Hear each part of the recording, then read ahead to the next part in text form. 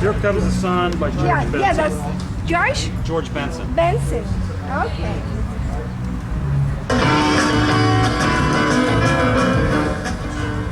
Welcome to the solar stage, powered by solar energy, completely off the grid. We have a sustainability workshop. We'd like you to stick around. Chris Lures is going to talk about urban homesteading, urban gardening, and basically the definition of sustainability. Then Annie Warmke and myself are going to show you how to build a straw bale house.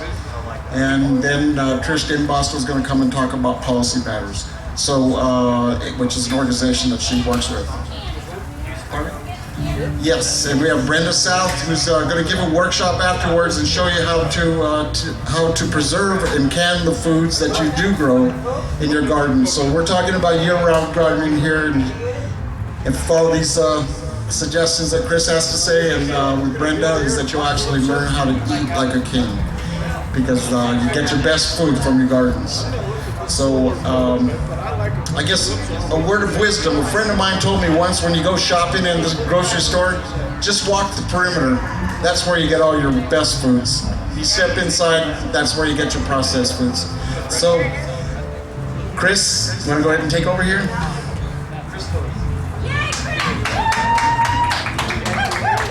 Good afternoon, everybody. How are we all doing? Hope you're having a good ComFest. Well, here's what I'm going to talk to you about today. We're going to talk about urban homesteading, which includes gardening, water collection, energy usage, and those kind of things. How many people think when you hear the word homestead, it means you have to be out in a rural area with lots of property? Does anybody think that? Because that's typically what homesteading means to folks. But in fact, you can do these things within your property inside the city limits. You don't have to have 5, 10, 15 acres to do this. I want to hear what do you think sustainability means? Holler out some definitions of sustainability. Anybody want to holler something out? Kind of, sort of, maybe? Okay. Sustainability basically means sustainable living refers to an individual or society's lifestyle that can be sustained with limited exhaustion of natural resources. That means we're living within our means and what nature can supply us, and that's the bottom line, because everything we do is judged by the energy it takes to produce that, and that's the problem. We're using more energy than the earth can provide us. At some point it runs out. That's a problem.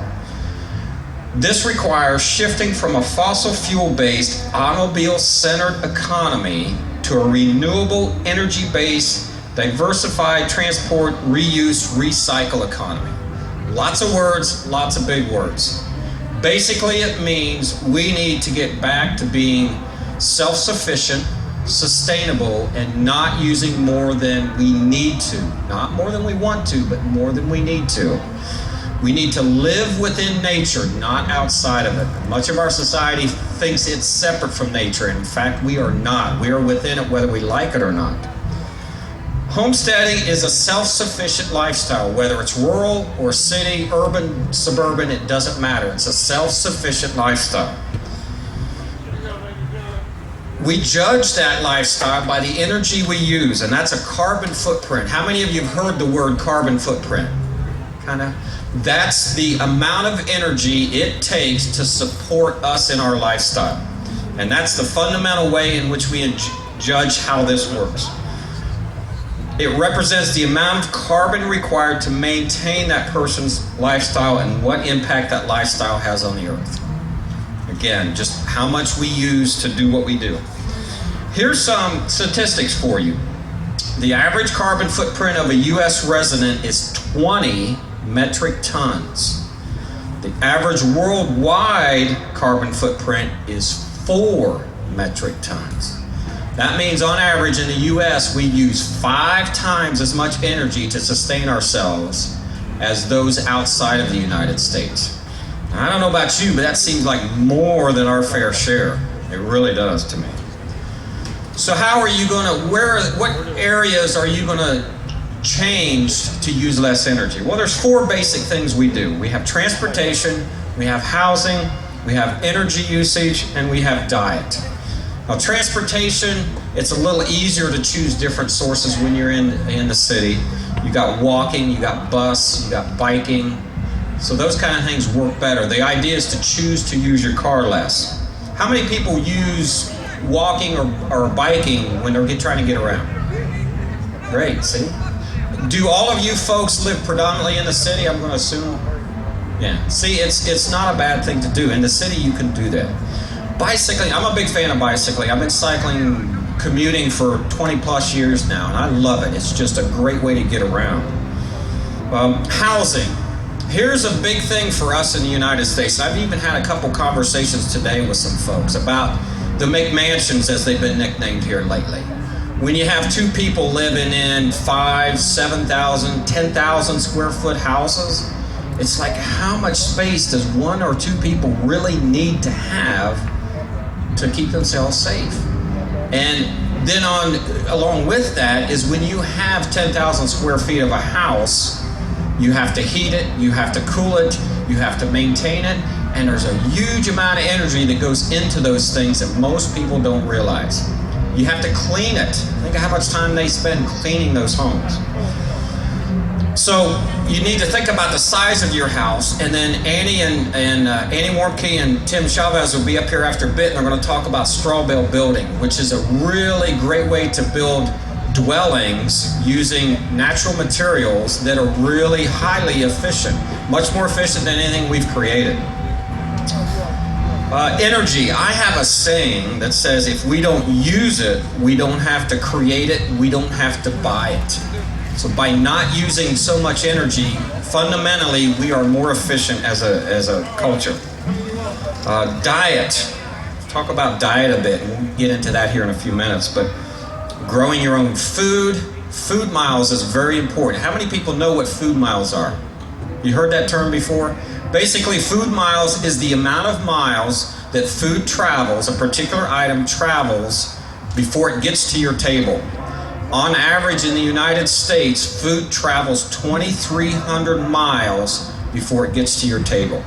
That's a lot of miles. That's a lot of petroleum used not only to raise it, but to get it to your table. And as that goes up, food gets more expensive. And that's not a good thing, because then the quality starts to suffer, so they can keep prices down. So think about that. Where does your food come from? Ultimately, it should come from your yard. That's not always possible. But the next best thing is a farmer's markets or a neighbor or somebody like that. Next page. So green, and I really don't like the word green anymore. It's been kind of hybridized to mean all these different things. I prefer the word sustainable, because sustainable really means what it should, and that means not using more than you should so that the earth can sustain us. There's 4 aspects to sustainable living. We got reduce, reuse, recycle, rebuy. And it is in that order. There's a specific order for these, meaning reduce is first. Again, if you reduce it, you don't need it, you don't have to buy it, you don't have to create it, you don't have to find it, any of those things. Reuse. This has become a big thing in our culture lately, and I'm glad to see that. Reusing things. Thrift stores, Goodwill stores, they're a great place for reused items. Save you a lot of money, and they work just as well. Recycle. Recycling is a great thing, but it's not always very efficient. Because most things, when you tear them down and create something else with them, you're adding energy into that, and there's loss. That means it's not 100% cycle. Meaning if you recycle plastic, by the time that it's made into something else, there's some loss there. So anytime you lose something, you're losing something out of the loop there. And rebuy, and that means basically like Goodwill and thrift stores again. You're not buying something new, you're buying something used, so you keep it out there and its lifetime is much longer. Something I'm going to say here is there's no such place as a way. Anybody know what I mean by that? When you throw it away, where is a way? There is no such place as a way. Somebody has to deal with it. And if you go to the south end of Columbus, you'll see where most of the trash in Columbus goes. There's a big mound down there, there's a big trash plant down there, and that's not a way, that's right here in our community. Trash doesn't go away. It's around. It never goes away. So think about that. When you go to put something in the trash can and you think you're throwing it away, there's no such place as away. How many people recycle? Recycle bins. How many people, if you've had this experience, remember the first time your recycle bin was fuller than your trash bin when you went to take the trash out? Remember, I see some shaking heads out there. It's a pretty cool feeling. It seems kind of minor, it seems kind of trivial, but it is a pretty good feeling because that's the first time you realize that what you're using and throwing away is not going to the trash dump. It's going somewhere else to be recycled. So that's always a good feeling. So remember, no such place as away. Doesn't exist. Let's talk a bit about water. And water is a particular passion of mine. I'm from Little Square Farm, as Tim mentioned, and we do rainwater harvesting systems. That's our business. Here's some facts I'll toss out to you about water. One, the same amount of water exists today as it did 2,000 or 3,000 years ago. It's not changed. What has changed is the amount of that water that is usable for us as humans. It's decreased. It's decreased for a couple reasons. One, we've contaminated a lot of it with runoff from farms and pesticides and industrial waste and things like that. The other thing is we've paved and cemented over so many surfaces in our cities that the water can't even get back to the ground table. It ends up, here's what the traditional city path of water is when it rains. And everybody, it rained really hard on Thursday night. There was a lot of water around. So here's the way the water travels. It comes down on the roof of the building, goes into the gutters, goes down the downspouts, goes into the storm drain, heads towards the processing plant where it's mixed with all the other water and waste from our homes. That means all the human waste and everything else. So it goes down to the processing plant. It all has to get treated, and we treat all our water for drinking, despite the fact that less than 1% of the water we use is actually for drinking. We still treat it all the same way. So it goes down to the processing plant, all gets treated and filtered and chemicals added and so on and so forth, and then it's brought back to your home so that you can use it. And again, less than 1% of that water is drinkable. And for people that are growing gardens or things outside, they now take a hose. That water has made this big loop, and they now put a hose on it, turn on a faucet, and they water the garden outside. And the water was already there. We just let it go somewhere else. It really is the long way around. Water will be, and in some areas of the world, our next crisis, and it will be a big deal. And the reason it'll be a big deal is because we will figure out how to live without petroleum. We cannot do without water. As living things, we must have water. So we have to be really careful about what's going on here. So the big thing here with water is harvesting rainwater. Again, you got this big loop. So if you catch it when it starts to go down your downspout and put it in some kind of storage container, whether it's rain barrels, cisterns, who knows what, whatever you could find, now you've shortened that cycle. You haven't added any energy to that cycle, and the water is actually healthier for the plants that you're going to use it on outside because it doesn't have all the chemicals inside it. So it's much better that way. And in fact, we call it free water, and in fact it is free water. Once you've purchased or found the things that you need to collect the water in, there's no more cost in that. Water prices are going up. I don't know how many of you might be from Delaware or some of the other surrounding counties, but we did a Master Gardener's show in March in Delaware, and most of the folks had just gotten their utility bills right before that show. Not only was there an increase, but now they're paying a surcharge for the new water treatment plant they built up there, and it was the talk of the show because everybody was looking at this water bill going, oh my gosh, I'm paying that much for water? So water costs are going up. We're putting a lot of energy into it that we don't need to, and it's not making a lot of sense, especially when, in my opinion, the water that's coming back isn't as healthy as the water that went there for the most part. Other ways to use water, think about gray water systems. They're kind of new here in the state. There's not many people doing them. Some of the folks don't particularly like them because they don't understand them. But gray water systems are a really nice way of not putting more energy into that water. And let me ask this, how many people understand the difference between gray water and black water? Does anybody understand that?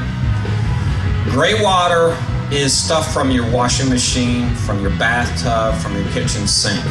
Black water has human waste in it. So the idea with gray water is to take those things that have little to no harmful contaminants in them, especially if you're using organic things to wash and do your washing with. You could send that right out to water a tree, to water a garden, to do things like that. You don't have to send it in this big loop. So that's something else to think about. And actually, we as a business will be getting into gray water systems probably next year sometime because people are asking more and more questions about it. So that's another thing. Black water is a whole other issue, and while there's ways to recycle that, they're fairly complicated, and the building codes don't allow it. So that's something a little way off. But I think at some point we'll get to that point too. And fundamental way to take care of our water is to reduce how much we use. You know, we get beat up by this all the time on the news. Is when you're brushing your teeth, turn the water off. You know. Don't use, if you've got a clothes washer, don't put it on the extra large setting when you only got a large setting or a small setting, things like that. There's some simple things we could do, having high efficiency fixtures in your home. And sometimes you don't even have to replace the fixture. Sometimes you can add a nozzle or something on the end of it that then restricts how much water comes out of it. So we need to fundamentally reduce how much water we use. So that's the thing, and I'll be doing a rainwater harvesting workshop after this series on the stage. We'll do a side one here if anybody's interested. Just find me in the yellow shirt. Let's move on to plants and gardening. How many of you compost? Composting? Outdoor composting or worm composting or both? Most are outdoor composting.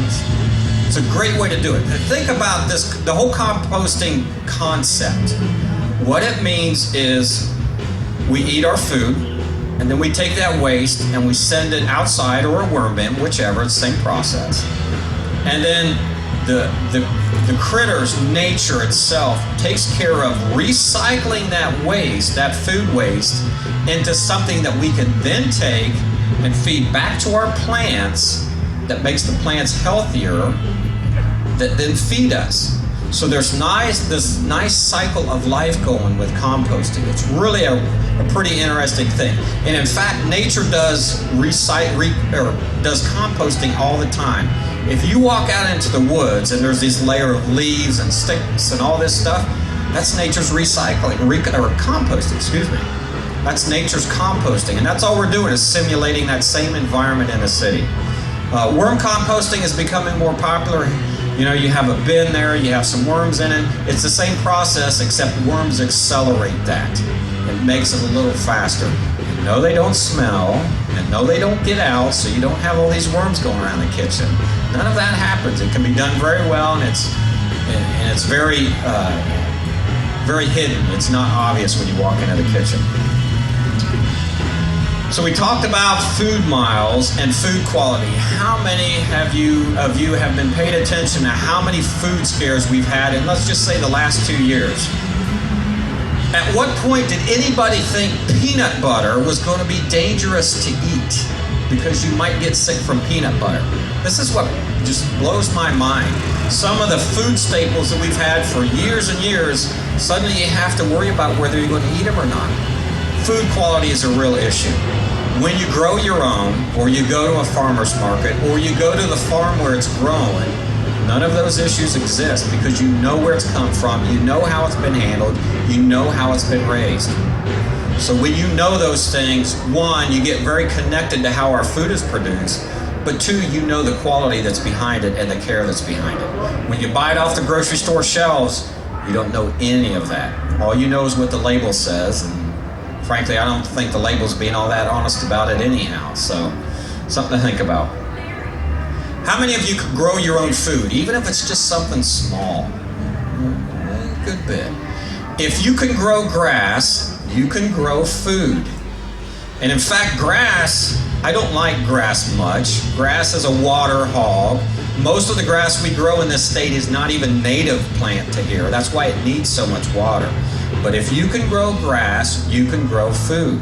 You need to rethink. Everybody thinks, oh, I want a garden, so I have to go out and I have to dig the soil up and I have to put it off to the side and I have to protect it and do all those things. Reality is you don't have to do those things. You can grow them in flower beds, you can grow them in containers, hanging plants, all of those things. There's lots of options for growing your own food. You need to think outside of the box, or think, if I'm growing something there, I could probably grow food there.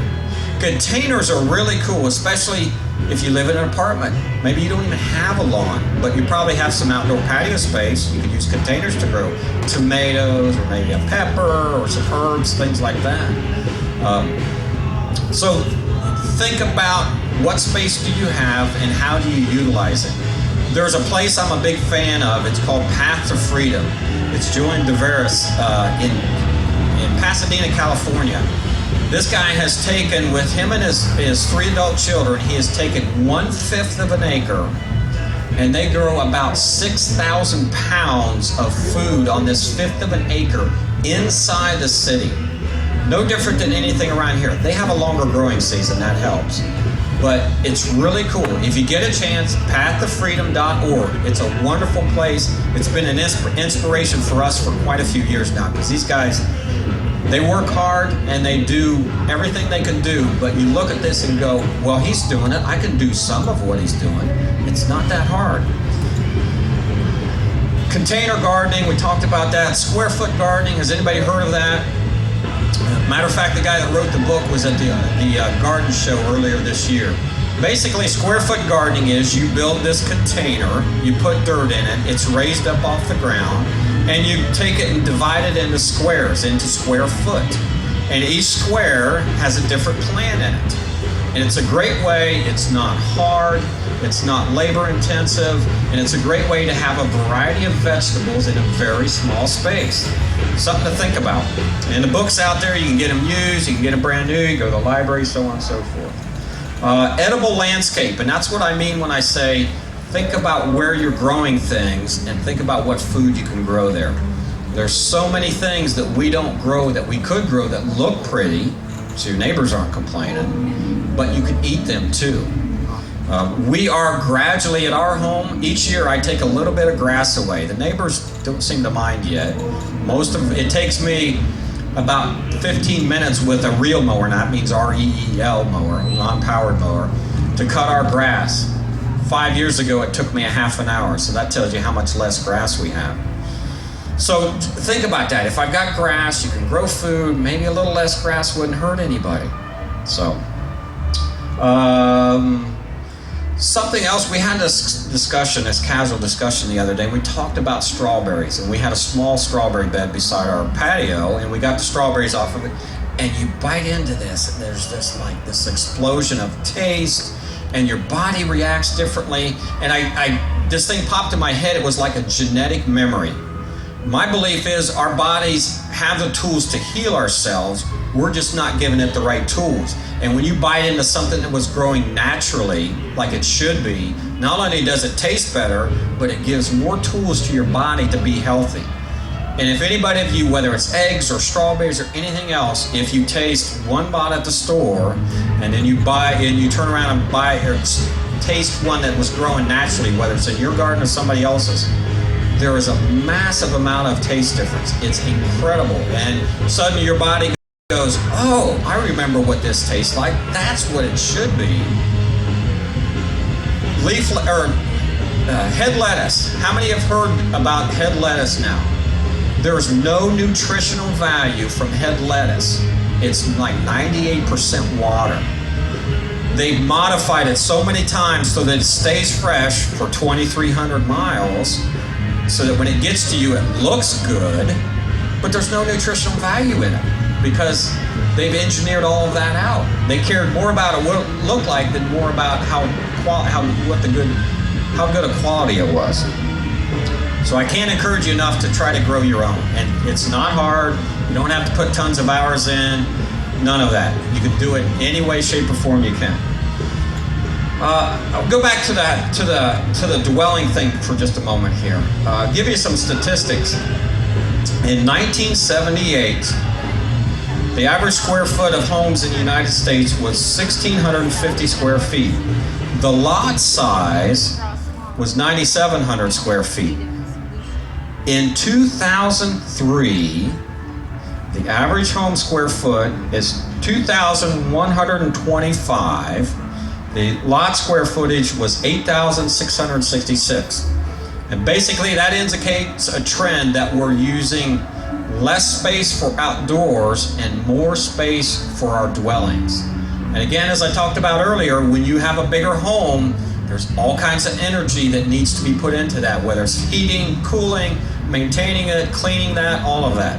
And it's far more energy than most of us think about. Let me go over some residential energy usage here for you.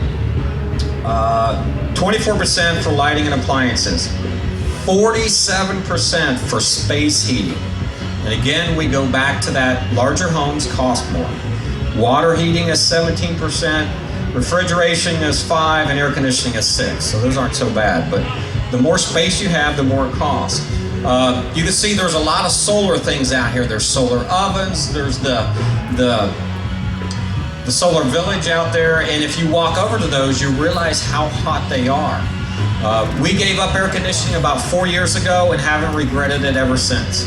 It's cost us less money and we're healthier because air conditioning, especially when we're talking about hot, humid days like this, also dries out the air. So when you're going in and out of air conditioning, your body doesn't like that too well. So think about that. So again, smaller homes, more efficient homes, talking about straw bales, cost less to operate, cost less to build. And we'll have, again, I'll repeat this, we'll have Annie and Tim up here to talk about straw bales after a while, and we'll have Local Matters up here at the end of this session on the stage to talk about more about growing your own food locally. They do a great job of supporting that in the city. So we're going to sum it up a little bit, and then if you have questions, we'll do that too. We're talking about carbon footprint, how much energy we use to support our lifestyle. And that's where sustainability comes from. We're using more than what the earth can supply us, then we're not sustainable. We need to learn to do more for ourselves. That means growing your own food, taking your transportation choices upon yourself, harvesting your rainwater, living in smaller homes, so on and so forth. So we need to be more conscious. This takes a paradigm shift. And here's another thing I'll put forth too. If you watch the news media, they tend to want to convince you that there's going to be another new technology. It's going to save us. Well, frankly, folks, we've only had this problem for about 100 years. The human race existed for thousands of years before that and survived just fine without some of these things. So I don't believe we need another new technology. I think the technology is here and now. We just need to think differently about what we're doing. Make different choices. Be more conscious of it. So that's about it. I want to give a plug to the High Green Living Fair that comes up on September 7th. It's in Zanes Landing Park in downtown Zanesville.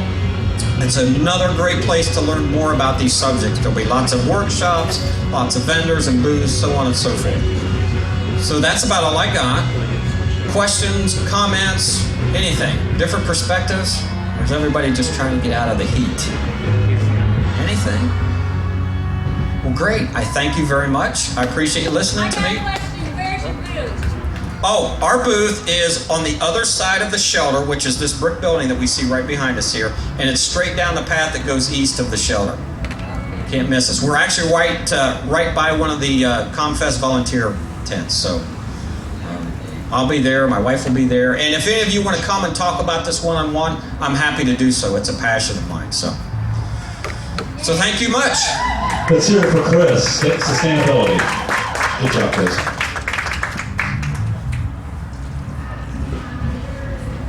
Coming up next is Andy Warmke, Blue Rock Station.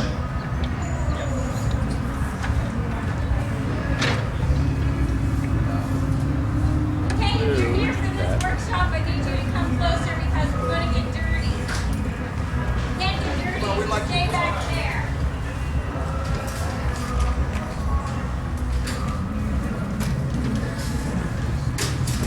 be getting ready. Right now we need to bring the straw bales in, but if you're here for the workshop and you're even if you're just hanging out, you're probably going to want to come in a little bit closer because we've got some really great photos from Blue Rock Station, in my humble opinion. Is it okay to do this, Larry? Okay.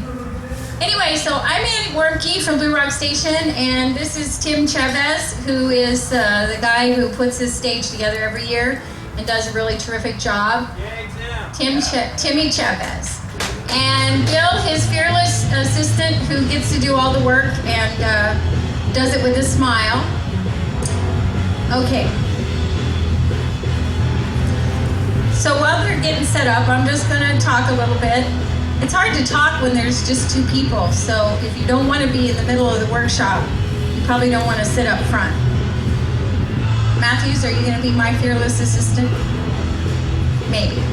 Okay, anyway, so as I was saying, I'm Annie Warmke, and I'm one of the people, along with Jay Warmke, who's my husband, who has founded and runs Blue Rock Station, which is a sustainable living center. We usually don't have to compete to talk with band music, so if you can't hear me, just let me know. I don't have any trouble talking louder. Anyway, so we're going to look at some photos. Chris is helping me out here. It's under straw bale. It's right here. Right there. Oh, you can see it on the screen. Okay. Yeah, so if you just put view as slideshow, we'll be in good shape. Just, yeah. Wait. The slide, oh, is film strip the same as slideshow? Okay.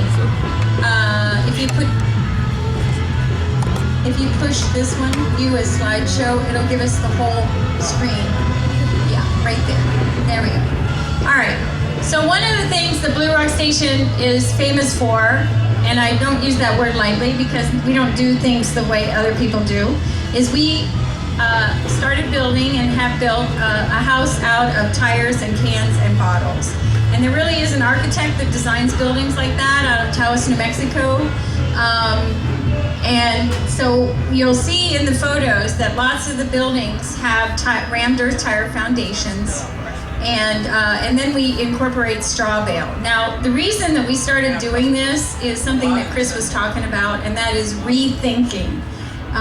We don't really have any choice about rethinking. We've got to rethink. There's just no choice in it. So we can choose to have fun and rethink, or we can say, oh my God, it's the end of the world. Let's just kill ourselves today. We'll be like the Jones clan and just swallow some Kool-Aid and it'll all be over with. Well, I want to do the opposite. I think this is a really exciting time to be alive. It's an exciting time to be thinking about the challenges that we're facing, not just in this country, but all over the world.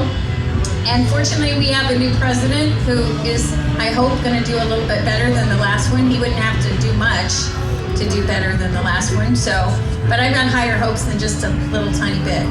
And anyway, so what you're looking at here are just some photos of how we build different buildings. Now we've got our house, which is an earthship, and that is made of tires and cans and bottles. And then there's an add-on section that has straw bales. We've incorporated shredded tires that we use in our French drains around the buildings. We have a plastic bottle greenhouse that's made with rammed earth tire foundation, and then plastic bottles that make up the walls. And there's Timmy, and he is helping to frame up an extension we built onto the garage a couple years ago. And the thing that you're seeing in here is a lot of different people, because one of the things that we try to do is to open up what our business and even our home to people from all over the world, really, that come there to learn the different techniques of how to do things like solar cooking, how to build a solar cooker, how to build these kind of buildings. This is our chicken house right here, because we say nothing but the best for our chickens, so we call it the Chicken Chalet, because of course it should have a cool word because we're having fun with it. And this is Chica. We have rescued cats, and she's our official inspector, so she gets on top of everything and checks it out to make sure nobody's going to get injured or anything. And you'll see we're using straw bales, you'll see we're using tires. Basically what we're doing is using what's available, and that's a really important piece of information when you're trying to construct something, because one of the things that we see happening right now is what we call green, like LEEDs architecture. So we've got all these architects now that want to be LEED certified. They want to be gold. And what we found is that's just about product. So we're not talking about products. We're not talking about going out and buying anything. We're talking about using what we have. So we try to use what's available. We use saplings to tie the bales together. Usually the straw bales come out of the field when they're baled, and we only use straw. We don't use hay because hay has a lot of seeds and bits in it that maybe rodents would like to eat. And you see the sapling going across here that just came out of the woods. That's a sapling that would have had to been cut down anyway because it's in a woodland area and there's big trees around it. And we use all kinds of things in the house. Our cupboards came from the high school before it was torn down. Our ceiling came out of the old shoe repair shop in Zanesville. So the idea is, if you create for yourself an annual shopping list and thinking about what are my projects for this year and what am I going to need, then you'll know throughout the year, especially if you're just a little bit ago, Brenda South, who's going to be talking about canning in a little bit, she drinks wine and I don't, but I want all of her bottles because I use wine bottles for, I use them for garden, outlining the garden to make a raised bed, but I'm trying to create a sunburst in a window and I need yellow bottles. And we were walking back and she said, "Oh, look at all those yellow bottles." And we ran running over and we brought 2 cases back to her truck and we're gonna go get some more because we know this is our project. This is on the annual shopping list. So what we're gonna do today, Timmy's gonna come up and help me, and we're gonna talk a little bit about what it means to do straw bale construction. And I just wanna ask before we go into this very deeply, is there anybody here specifically that is thinking of or really interested in building with straw bale? Okay. All right, you talked me into it. Well, if you are, do you think you could come closer?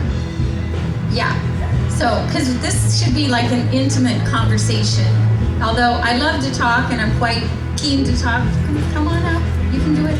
If you want to do this, here's what we're going to do.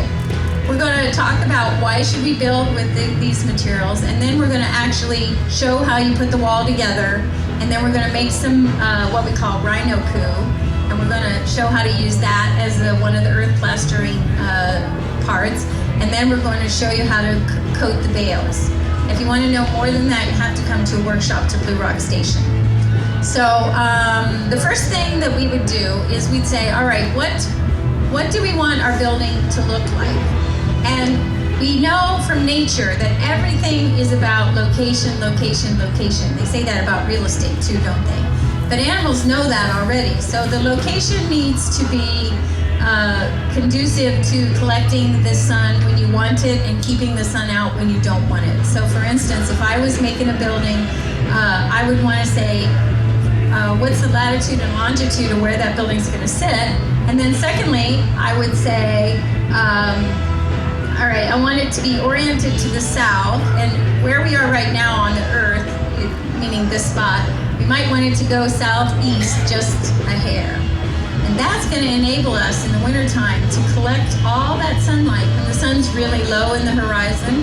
If we have windows facing the direction of southeast, we're going to get all the light we want in the winter. But in the summer, when the sun is really high in the sky, like it is right now from the being in June, we won't get very much sun in the house at all. And that's a great thing because we don't want to have to cool the house from all the sun. So the second thing we would do is to think about the water issue. We have lots of water in Ohio normally, so we like to use tires, rammed earth tires, and you're seeing a lot of that in the photos. And the idea of using rammed earth tires is there's 1 tire for every human being in America.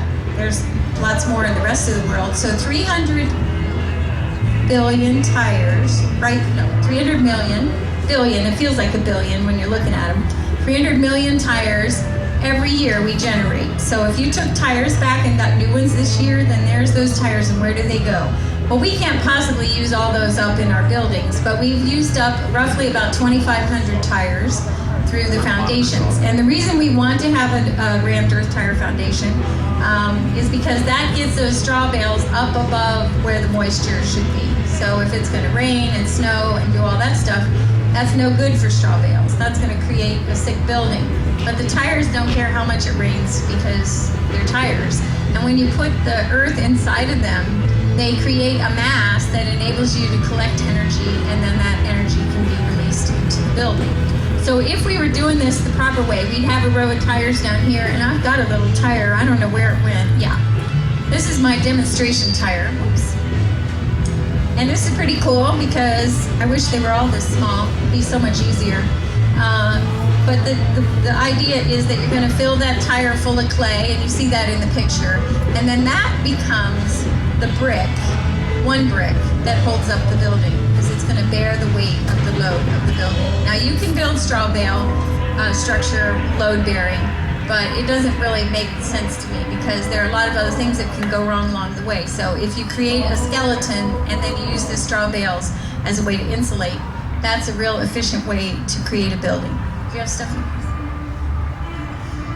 You know, what we do is we line up tires. I wish we could freeze some of this because it actually demonstrates it really well. But what we do is we start off with one tire here, one tire next to it, another tire next to it, and we fill it with clay. And then we get a sledgehammer.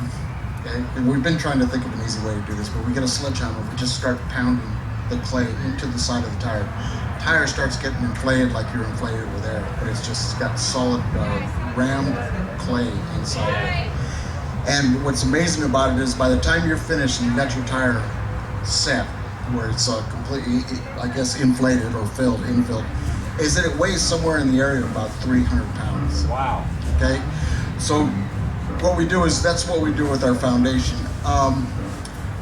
Then on top of the foundation, on top of the tire, the rammed earth tires that are the foundation for the base of the, it's basically a stem wall. It's a pounded tire stem wall. With that wall that you're making with the tires, then we put like a 8-inch by 2-inch plank over it, and I forgot the word for that. What's that? A sill. Yeah, we put a sill plate on it, and then from there we drill it, and then we get rebar and we ram it into the tires. Now the tire foundation we actually make 2 levels high. All right. So basically, what you have is about 24 inches of tire, rammed earth tire. Put a sill plate over it, and then we drill it, and then ram rebar through it, and leave the rebar somewhere in the area about 8 to 10 inches on the top, sticking out, and that's where we impale the bales on top of it.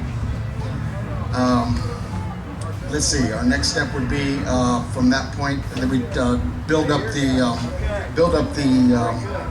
straw bale wall to the level that you'd want it, and that'd be more like about 8 feet, right?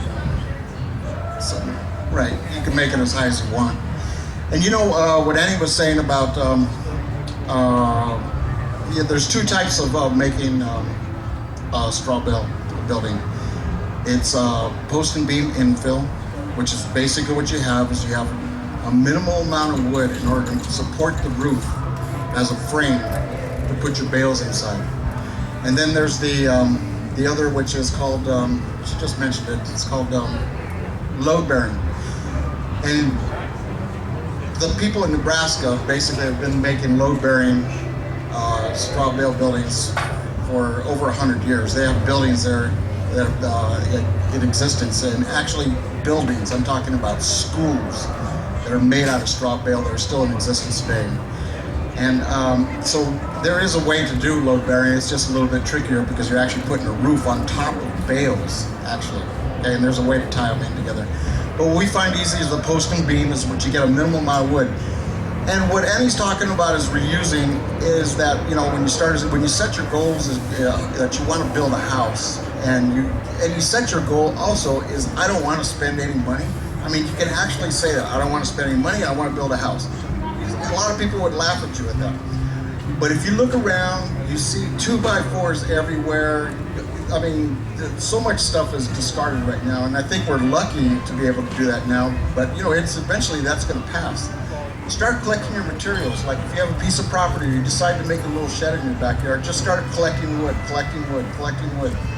and you can actually build a home for free. So with the pounded tire foundation, post and beam wood.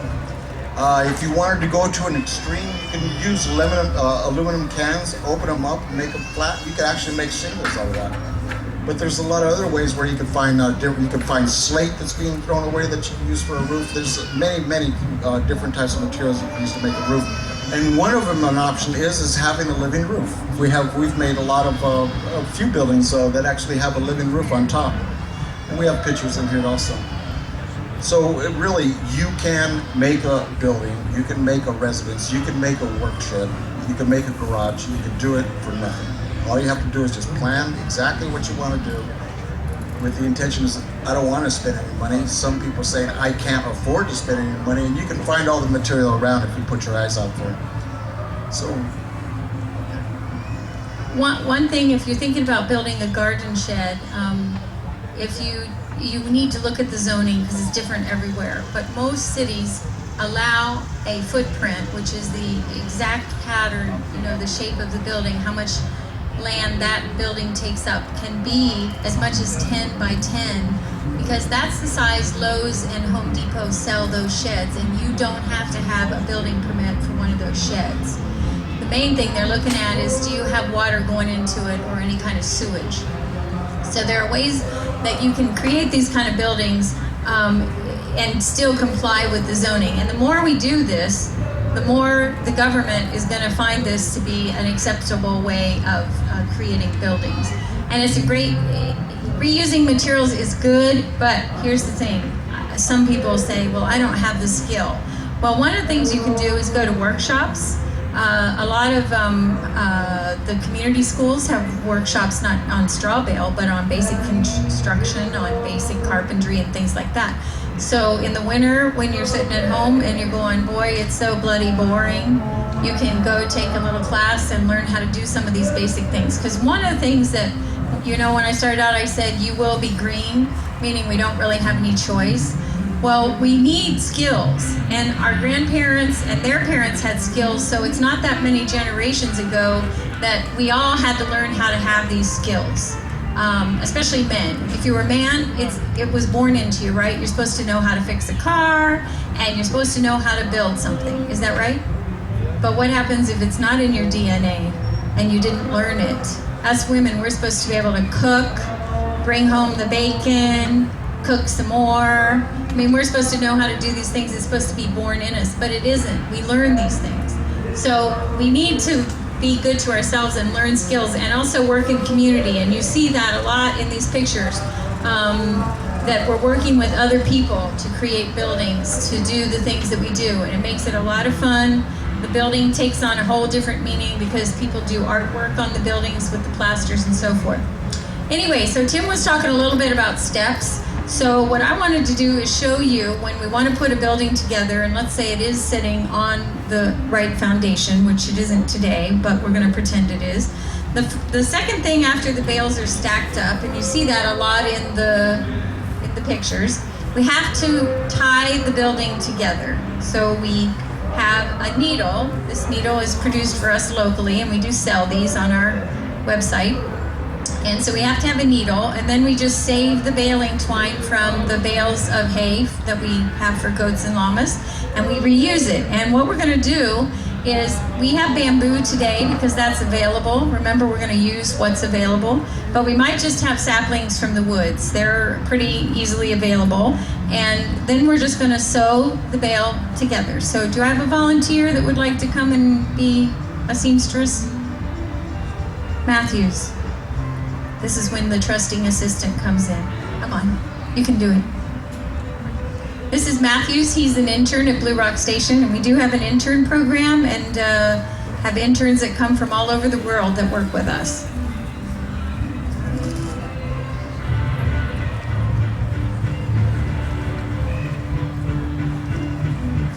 What Annie's going to demonstrate is tying the bales together so that you actually get a solid wall when you put it through. And some bales you have to actually split in half. What she's doing is she threaded the needle, and she's pushing it through the bale, where she's going to actually split the bale in half.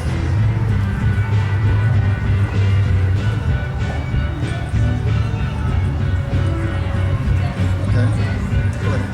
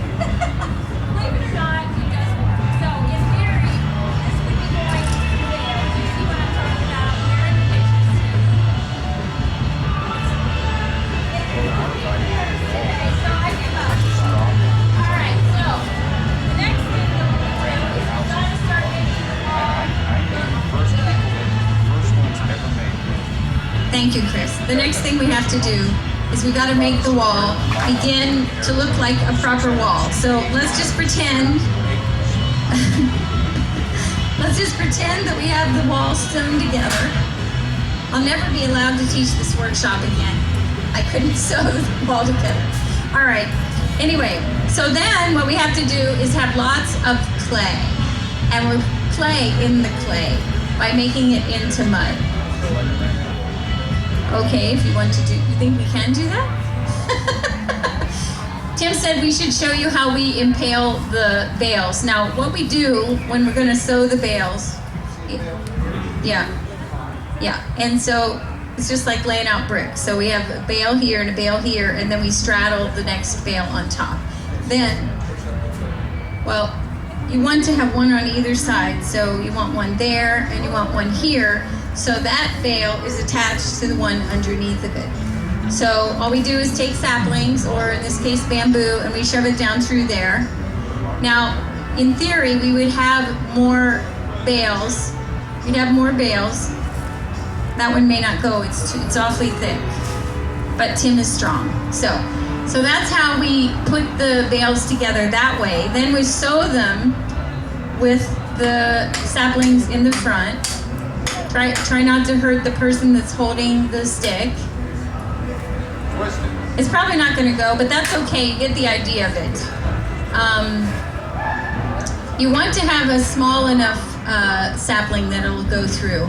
And you don't put the saplings in until you're at the top, the very top of the wall. It's a comedy of errors. All right.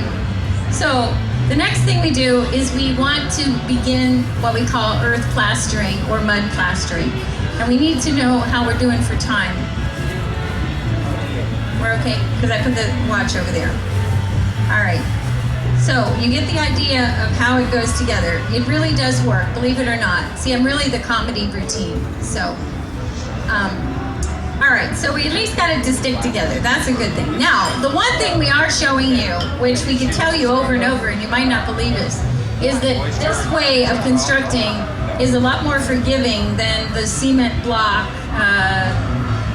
stick kind of thing where it has to be so darn precise. Because here's the thing, if we don't get this really flat, we're going to have all that mud plaster that's going to help us to make the wall to look more flat. So this is just a real good example.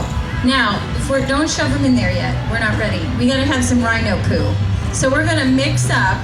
The first two things we do for the building. Yeah, we normally would not use sifted clay. Don't spread it out very much. We normally wouldn't have sifted clay, and we need to have some straw. So we're gonna have to cut a bale. I've got some needle nose pliers. Good luck. Okay, those bales are really tight. So we're gonna add some water. We need a little bit of water. We don't need that much straw. Okay, let's have a little bit of water. And what we're basically doing is we're making up some mud. So I don't think it's a good idea if I hold the microphone and put my hand in there. But what we want to do, you normally would just use your hands when you're mixing this little bit. We have a concrete mixer that we do this with. Don't get it too wet. The straw is very long, which is part of why we're having so much trouble. You need a little bit more clay. You got a lot of water, you need more clay.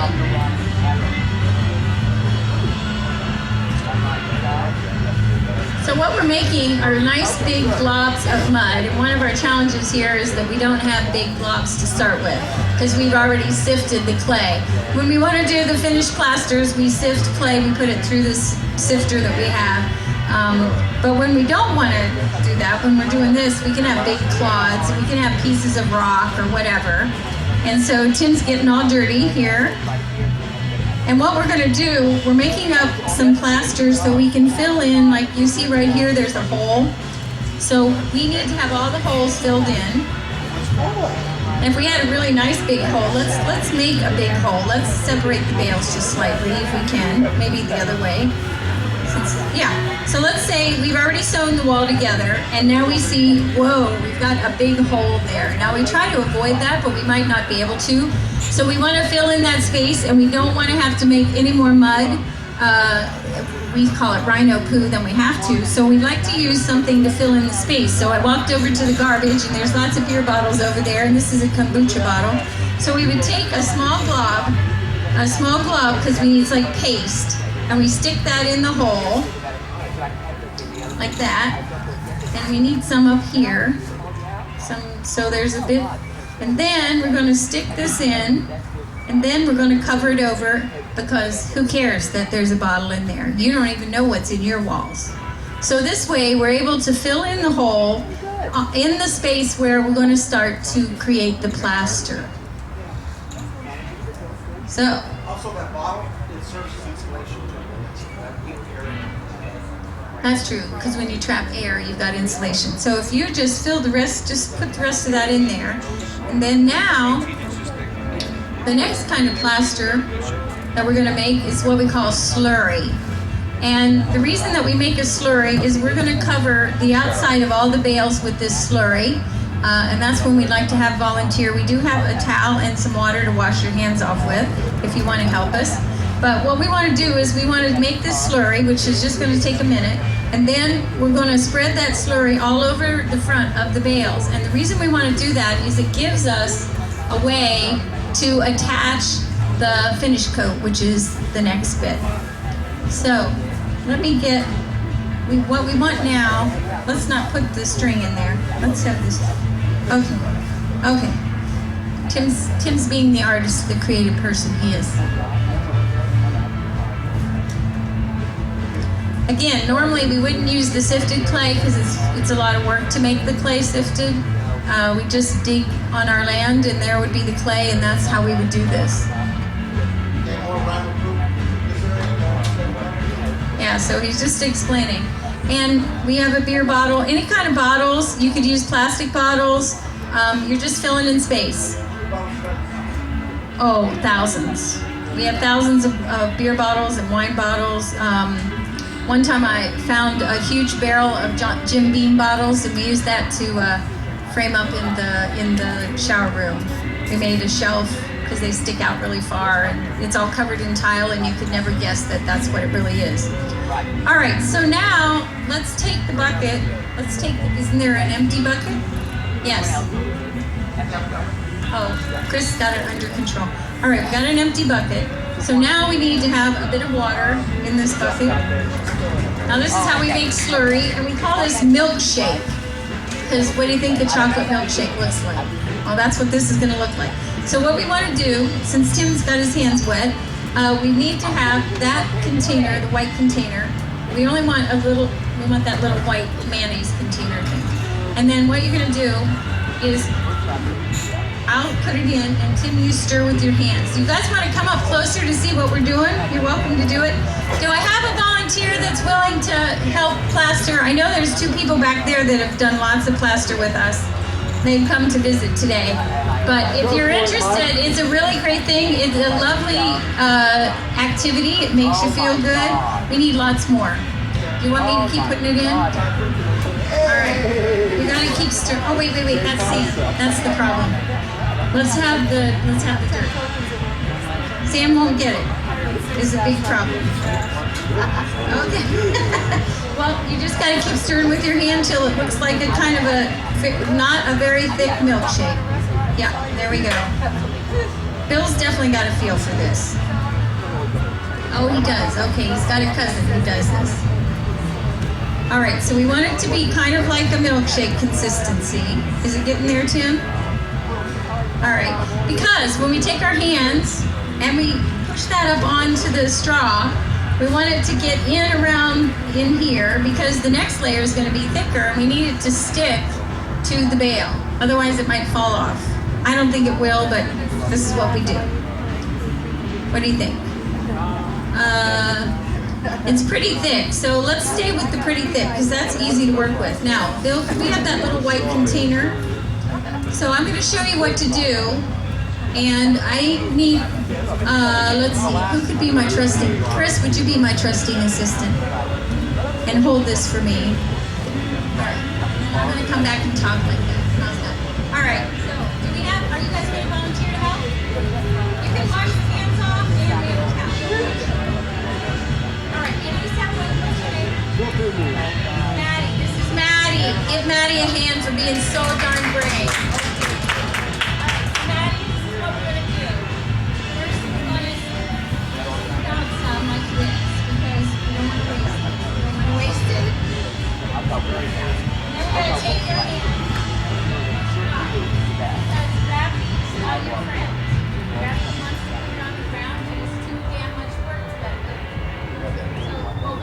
I'm going to show the technique. So you put this underneath, so when it does fall, you can.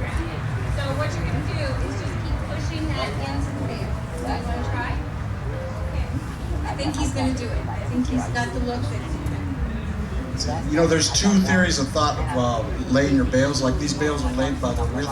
You can actually stand them up, but the advantage with laying the bales this way is that you get a good surface. You can be able to adhere the clay onto the earth surface. Well, It's insulation.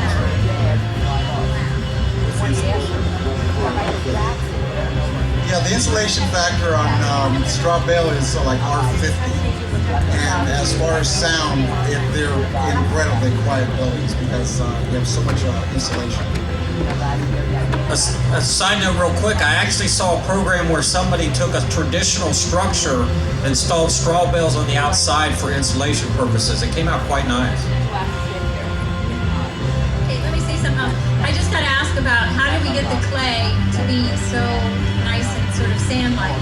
And that is, we have a sifter, and we made it with 2x4s, and then we take metal lath, which is that really heavy kind of, looks like chicken wire, only it's much smaller openings, and it's very heavy duty, and they use it in concrete work. And that's our sifter, and then we put the clay on top, and we have a stone or a block of wood or something that shoves it through, and that's how we get it sifted. You know, you can actually use tools in this, but it seems like every time I've done a rock station, you always use your hands. Cannot use tools to do this. oh, that is Yeah. Can you use tools for the outside when you're making the finished plaster and things like that? But really, it's great to use your hands. Anybody else want to try? For old time's sake? All right, I knew she couldn't stand it. She was born in plaster. Here she comes. Go. Yeah.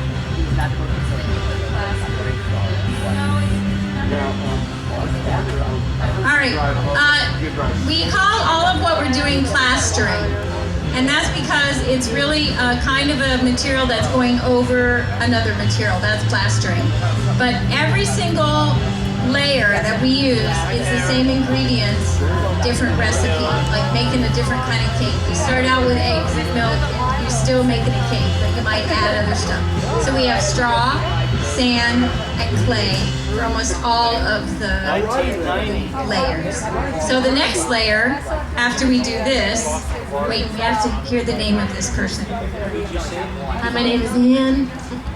Okay, she's one of our students. We haven't seen her for a while, but she came back, so we must not be doing too bad. And she survived us. Anyway, what we do next is we take clay that has been sifted, and we mix it with some sand and some straw, and we call that the slip coat. And that goes over top of this, and we stop seeing the straw then, because we've got it covered over. Then we sift sand and clay, because the sand, we don't want to have any big pieces, even the tiniest rocks. And we mix that with cut up straw, and it makes the finish. So it's a nice, smooth, really beautiful finish. Yes, well, you've also got to build the wall, like what we were starting to do to show you when we filled in the hole. It's not going to be smooth just because we want it to be. We have to be looking at that line and saying, is it even? And always trying to fill in the spots that are either denting in or denting out. How do we fix those? So there is an art to it. It's not just a simple little, oh, just throw it on there. You can paint it. You can also use a number of different natural finishes. You can cook flour and water and make a wheat paste that dries clear, like Elmer's glue, called Elise. You can cover it over with other kinds of sealants, like that you might use on wood. Or you can paint it. We've been experimenting with goat milk paint lately, and we've made some really beautiful goat milk paint, and you can paint the wall with that as well. So you kind of get the idea of how it works. And one of the things that you can't know unless you go to a building that's made with straw bales or tires or any of these kind of materials we're talking about is that it feels very different than a traditional house. It feels very welcoming and cozy because it's a quiet building because it has all this insulation.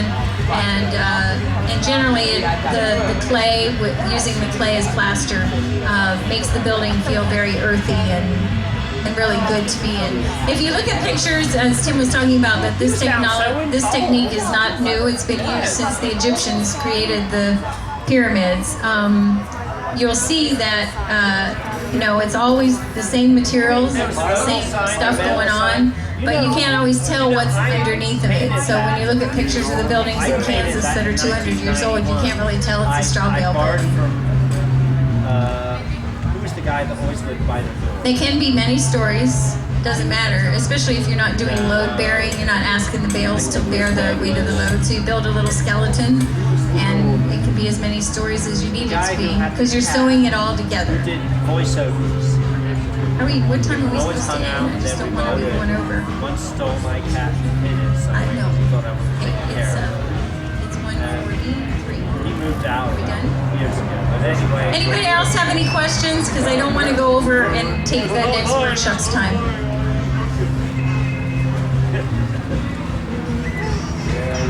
Wait 1 second. I have a little house across from the rainforest back on Little Hill. We built it with like things that construction prices were thrown away. And I was wondering, would this work in the tropics where we have hurricanes? Enemies. Okay. One of the things that you would have to consider with straw bales is the moisture. And it's got to have a really good roof, which we call the hat, and it's got to have a really great way to protect from anything getting at that straw bale. Now, you can seal the outside with lime plaster, which is a good sealant, and that will protect it.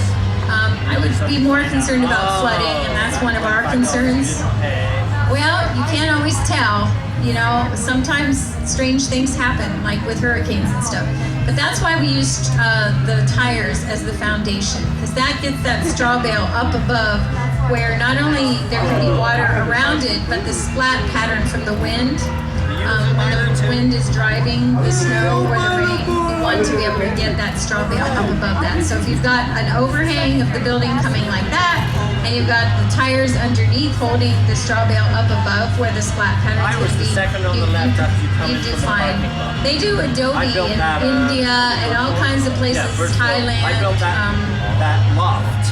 Anyway, well, I'm going to end and I'll give this to Tim. He has something he wants to say. Is Trish here? There she is. Great. Trish, come on up. I have a great recommendation for you. It's at the public library. It's on video. It's called Garbage Warrior. It's Mike Reynolds. And actually, Mike Reynolds did all kinds of screwy things in New Mexico while making earthships. Hi, Trish. And what Mike demonstrated is, well, a lot of things happened to him. He lost his architecture's license from making earthships made out of pounded tires. Well, what's really interesting is that he actually went into the Caribbean, or not the Caribbean, somewhere where there was. What do I say to my crew? He went to Malaysia where the tsunami was hit. I don't know why. And he actually showed people how to make cisterns in order to collect water if they got hit with another bad hurricane. And from that, the architectural field gave him back his license for the work that he had done. And he made them round also, so that when the wind blew, is that it wasn't hitting a hard corner, it was actually blowing around the building. And all of it was done with pounded tires and bottles, plastic bottles, big time. So Trish Denbostel is here from...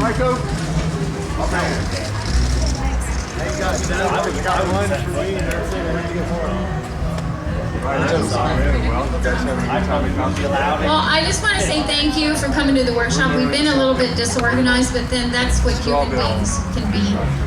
And thank you to the volunteers that helped. And also, just to say, if you're interested, Blue Rock Station does have a website, bluerockstation.com.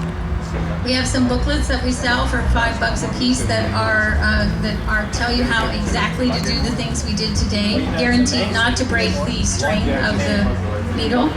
And also some photos if you want to see more photos. But thank you for coming today and for your interest, and we hope to see you at Blue Rock Station sometime. Thanks a lot. Thanks, Annie and Tim. A wealth of information.